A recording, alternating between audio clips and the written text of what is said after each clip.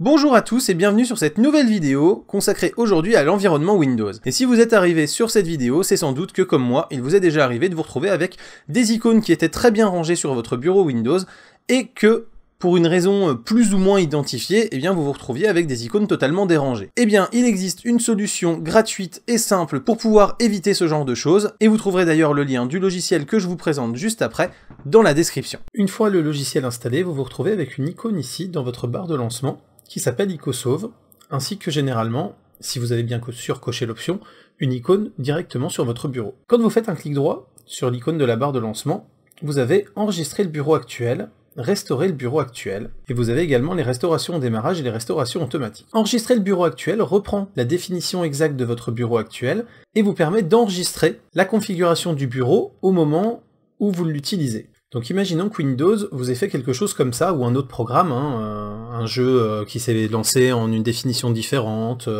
un allumage ou une extinction d'un écran supplémentaire qui fait que ça n'a pas été géré correctement, eh bien vous allez pouvoir faire restaurer le bureau actuel.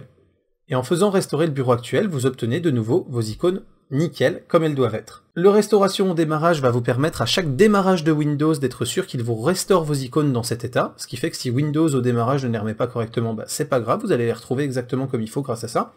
Et la restauration automatique fait que régulièrement, si vous déplacez une icône, eh bien vous allez vous retrouver avec l'icône qui revient à sa place parce que Icosauve va checker et s'est rendu compte que ce n'était pas comme ça aurait dû être. Donc la contrepartie